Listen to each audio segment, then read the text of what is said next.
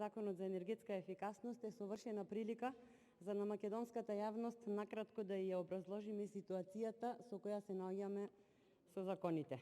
Од една страна, кои без никаква причина се носат по скратени постапки со европски знамиња и така натаму, а од друга страна пак имаме закони како денешниот, кои премногу доцнат и го оневозможуваат нормалниот тек на функционирање на работите, односно нормалното функционирање на веќе донесените законски решенија.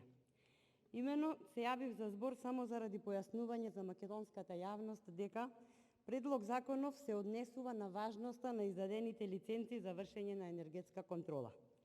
Законот за енергетска ефикасност беше усвоен од Собранието на Република Македонија во февруари 2020 година и истиот влезе во сила на 18.2.2020 година.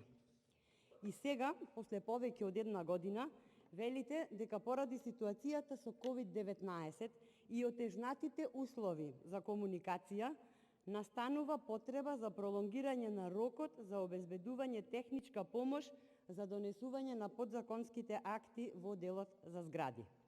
Од тие причини, рокот на издадените лиценци за вршење на енергетска контрола се продолжува до 30 септември 2022 година, значи дополнителен период од над една година, за да започне во целост да функционира Законот за енергетска ефикасност во делот на згради.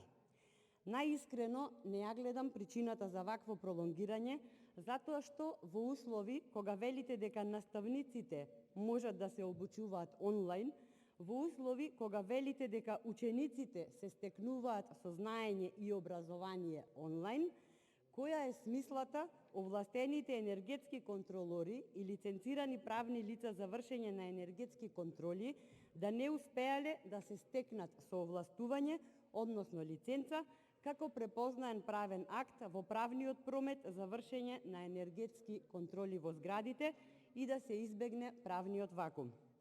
Лицата кои веќе поседуваат овластување имале доволно време и за да посетат обуки за усовршување и за техничка помош и за се што било потребно за да се избегне правниот вакуум што го спомнувате.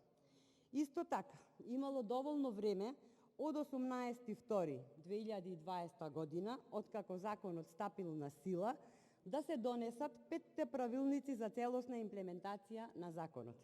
До толку сте контрадикторни што со едно законско решение го браните она што го побивате со следното законско решение. Шашма ја направивте јавноста. Но најважно беше да се испозадолжиме. Поважен беше хаосот што го создадовте во образованието, здравството и сите останати сфери, па со самото тоа го оневозможивте и она што можеше најнормално да си тече и да си функционира во оваа наша Македонија. Ви благодарам. Благодарам. Бидејќи исцрпена листата на пријавени за збор,